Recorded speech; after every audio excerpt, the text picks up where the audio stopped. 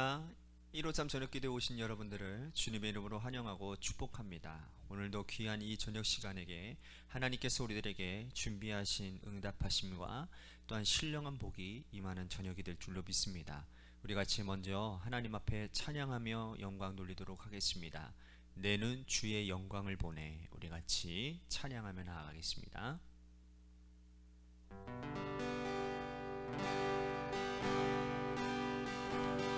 내는 주의 영광을 보내. 우리 가운데 계신 주님, 그 빛난 영광 온 하늘 덮고, 그 찬송 온 땅 가득해. 주의 영광을 보내. 찬송 가운데 서신 주님, 주님의 얼굴은 온 세상 향하네. 권능의 팔을 드셨네. 주의 영광 이곳에 가득해. 우린 선의 주님과 함께 찬양하며 우리는 전진하리. 모든 열방 주 볼 때까지 주의 영광 이곳에 가득해. 우린 선의 주님과 함께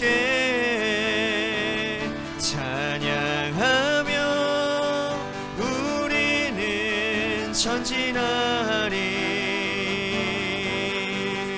모든 열방 주 볼 때까지 찬양하며 우리는 전진하리.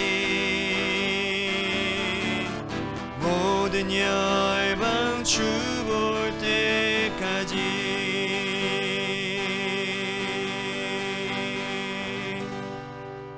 기도하겠습니다.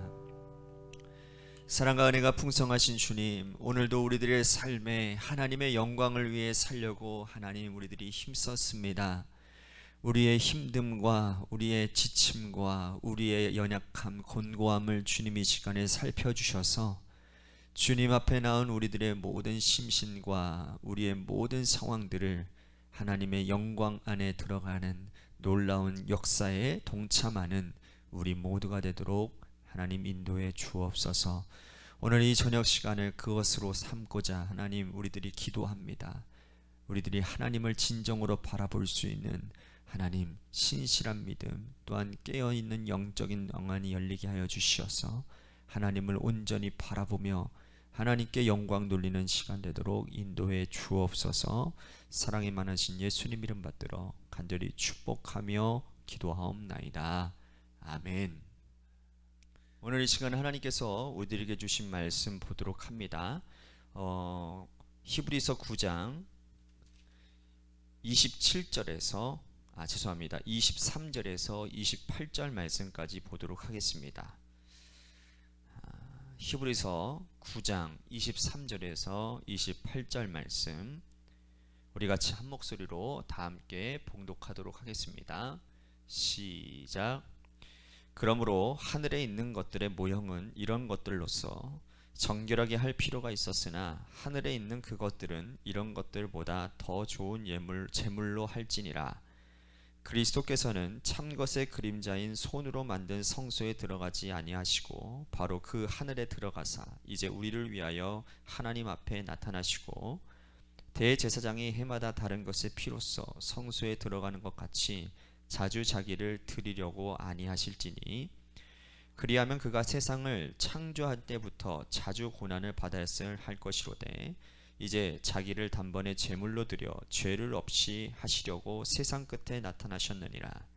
한 번 죽은 것은 사람에게 정한 것이요 그 후에는 심판이 있으리니 이와 같이 그리스도도 많은 사람의 죄를 담당하시려고 단번에 들이심 받으셨고 구원에 이르게 하시기 위해 죄와 상관없이 자기를 바라는 자들에게 두 번째 나타나시니라.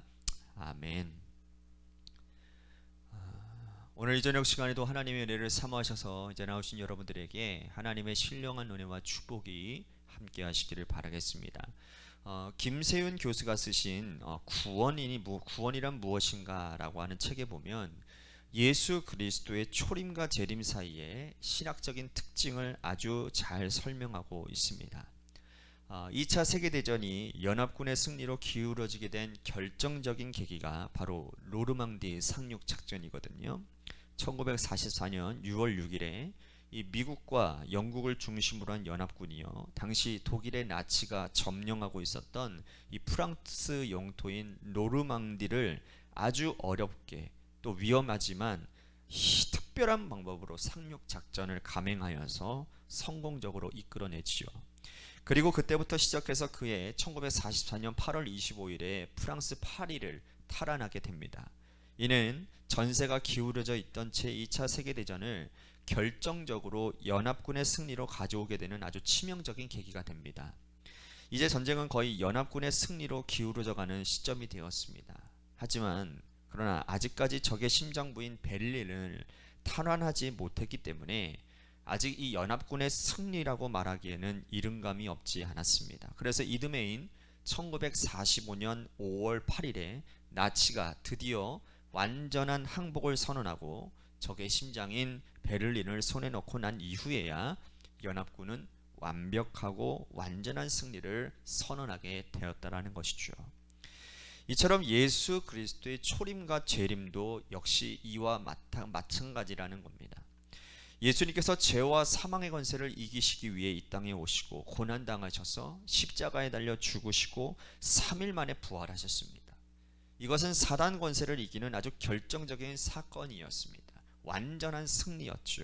하지만 아직 죄의 장단들, 즉 사단의 잔당들은 이 땅에 여전히 존재했고 여전히 남아 있습니다. 예수님께서 이 땅에 초림하신 이후에 아직 재림하시기 전입니다. 그죠? 예수님께서 재림하시고 이 땅에 오실 때에야 악의 권세가 완전히 소멸되어지고 이제는 완벽하고 또 완전한 하나님의 승리를 선언하게 될 것입니다. 연합군이 베를린을 점령하는 그날, 나치가 완전한 항복을 선언했던 그날, 세계 2차 세계대전이 끝난 것처럼 예수님께서 다시 우리 가운데 두 번째 나타나실 그날에 그리스도인들은 하나님의 나라는 완전한 승리를 확인하게 된다는 거죠. 그럼 우리는 지금 우리가 살아가고 있는 이 세상은 예수님의 초림과 재림 이 사이를 우리들이 지금 살고 있다는 겁니다. 교회는 예수님께서 첫 번째 나타나시고 부활하시고 이후에 생겨났고 예수님께서 재림하시고 나면 교회의 이 땅의 교회는 소멸되어지고 사라지게 될 것입니다. 교회는 예수님의 초림과 재림 사이에만 존재하는 공동체입니다. 오늘 우리는 예수님의 초림 이후의 삶을 살고 재림을 기다리는 인생들이에요. 그러면 어떻게 살아야 되겠습니까? 재림을 기다리는 우리 그리스도인들이 어떻게 살아야 되겠냐고요. 히브리서 기자는 예수님의 초림과 재림 사이를 살고 있는 이 우리 성도들과 교회가 어떻게 살아가야 될지에 대해서 오늘 이렇게 말씀을 하고 있습니다. 다시 한번 보겠습니다. 27절 말씀입니다. 한 번 죽은 것은 사람에게 정한 것이요 그 후에는 심판이 있으리니. 아주 단순하지만 우리들이 잘 알고 있으나 그러나 매일같이 되새겨야 될 아주 특별한 진리를 이렇게 설명하고 있는 겁니다. 한 번 죽는 것은 모든 사람들에게 정해진 것이라는 거예요. 그 후에는 심판이 있는 것도 하나님께서 또 당신의 아들 예수 그리스도께서 늘 하시던 말씀이었습니다. 인간의 창조는 원래 흙이었는데 하나님께서 흙으로 사람의 형상을 만드시고 그 코에 생기를 불어넣으셔서 사람이 움직이는 생명이 되었습니다. 이것이 사람의 창조예요. 사람의 창조는 흙과 하나님의 생기의 결합입니다. 죽음은 그 반대예요. 분리예요. 하나님께서 불어넣으신 그 하나님의 생기가 하늘로 올라가고, 하나님께서 원래 만들어주셨던 흙인 재료는 땅에 내려가는 것이죠. 이게 사람의 죽음이라는 거죠. 그런데 우리 미련한 인생은 흙인 우리의 육체가 영원히 살 것처럼 생각하고 그렇게 살아간다는 겁니다. 한 번 죽은 것은 정한 것이다. 이 말씀은 우리 육체가 반드시 소멸하게 되어 있다는 뜻이에요. 육체는 반드시 소멸되어지나 하나님의 심판대 앞에 서는 것은 우리의 육체가 아니라 우리의 영혼이라는 것이죠. 그러므로 정말 지혜로운 사람은 이 우리의 육체는 반드시 소멸되어질 것을 깨닫고 내 영이 하나님의 심판대 앞에 서게 될 것을 준비하는 사람이 참으로 지혜로운 사람이라는 겁니다. 우리가 개인의 종말을 맞이하건 역사의 종말을 맞이하건 간에 종말은 반드시 있을 터인데, 우리의 영혼이 하나님의 심판대 앞에 서서 하나님, 저는 하나님께서 저에게 맡겨주신 사명 잘 감당하고 하나님 저에게 원하시는 바 내가 성실하게 임하다가 이 자리에 왔습니다 할 수 있을 정도로 하나님 앞에서, 또한 역사 앞에서, 사람들 앞에서 부끄러울 것 없어야 하는 것인데, 과연 우리의 인생을 돌아보면 저나 여러분들이나 그렇게 살아왔는가, 혹은 그렇게 살고 있지 못하지는 않았는가, 부끄럽기 짝이 없는 것이 우리의 인생입니다. 여러분, 시험날이 다가오는 수험생이 시험날을 기다리면서 신나게 놀다가 시험날 맞이하게 되면 여러분, 그 시험은 보나마나 어떡합니까? 망치는 것이지요. 여러분, 그렇지 않습니까? 그런데 우리는 마치 그런 어리석은 수험생처럼 지금 살아가고 있다라는 거예요. 종말 의식을 가지고 살아가야 하는데, 그러면 과연 예수님의 재림을 기다리는 하나님의 자녀들은 어떠한 종말 의식을 가지고 사는 것이 진실한 하나님의 자녀의 자세이겠는가? 성경은 여러 가지로 설명하고 있습니다. 첫째는 죄짓지 않고 살라라고 말씀을 하는 거예요. 하나님의 심판대 앞에 우리의 영혼이 서게 될 때 거룩하지 않은 영혼들, 항상 죄와 악과 허물 가운데 살아간 영혼은 하나님께서 그 영혼을 어떻게 용납하시겠습니까? 죄 짓지 않고 성결하고 구별되고 하나님께서 심판대 앞에 서서 수고했다, 착하고 충성된 종이라 할 수 있을 정도로 우리는 항상 죄를 멀리하려고 애쓰고 매일매일 말씀의 거울에 나 자신을 비추어 보며 회개하는 인생을 살아가야 된다는 거죠. 또한 중요한 두 번째는 서로 사랑하며 살아야 된다는 겁니다.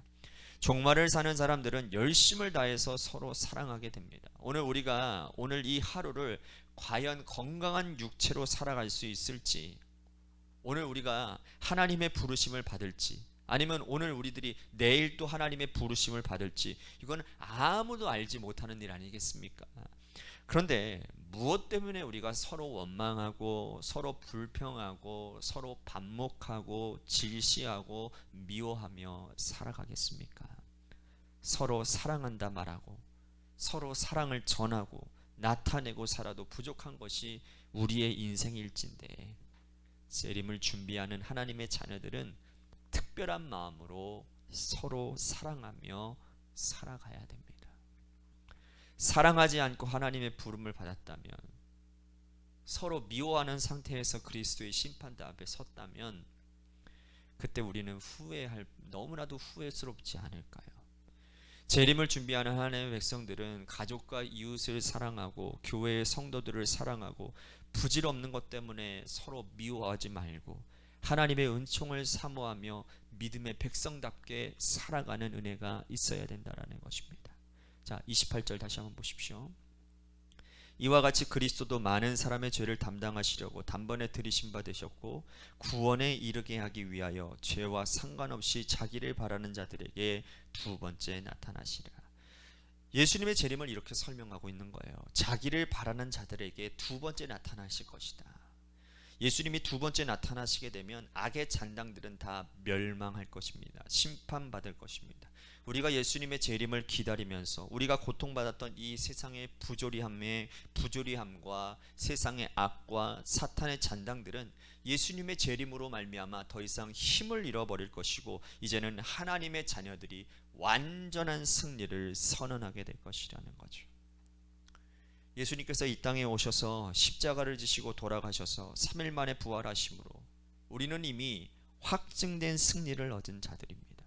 우리가 이 땅을 정말 의식을 가지고 살아가면서 하나님께서 확인하신 승리를 우리도 직접 확인해야 되고, 예수님께서 재림하시는 그날까지, 혹은 우리가 하나님의 심판대 앞에 서게 될 그날까지 정말 의식을 가지고 죄짓지 않는 거룩한 하나님의 자녀로 특별히 사랑하고 특별히 이웃과 성도들을 사랑하는 정말 의식을 가져가는 그러한 백성으로 재림을 기다리는 그러한 대강절 절기를 잘 지나가게 될 때, 성탄절뿐만 아니라 다시 주님께서 오시는 그날 가운데 우리가 좀 주님 앞에 좀 당당하게 주님의 얼굴을 볼 수 있지 않을까요? 오늘 그 은혜를 좀 사모했으면 좋겠습니다. 마라나타, 주 예수여, 어느 때든 오시옵소서. 내가 주님 앞에 당당히 설 수 있습니다. 그러한 자신감 넘치는 그러한 확고한 그러한 믿음의 산 증인이 되시는 저와 여러분들이 되시기를 바라겠고, 또 오늘 그것을 가지고 간절히 기도하며 나아갔으면 좋겠습니다. 하나님께서 세워주신 몸된 교회가 이렇게 헌신하는 일에 하나님 앞장서는 성도들 한 사람 한 사람들이 일어나게 하셔서 주님의 교회가 온전히 주님의 사명들을 잘 감당하여 우리 교회 안에 있는 성도들도 살리고, 또한 우리 주변에 있는 지역 사람들을 살려내는, 그래서 교회가 이 땅에 소망이 됨을 선포하고 증거할 수 있는, 증명해낼 수 있는 그런 교회가 되게 해달라고 우리 같이 교회를 위해서 기도했으면 좋겠습니다. 마지막으로 우리 육신의 질병을 갖고 있는 우리 성도님들 계십니다. 그분들을 위해서 기도해 주시고, 마지막으로 여러분들의 삶의 자리와 여러분들의 자녀들을 위해서 기도하시며 나아가시겠습니다. 오늘 말씀이 끝났습니다. 이제 노래 끝날 때까지 여러분들 기도해 주시기를 바라겠습니다. 기도하시겠습니다.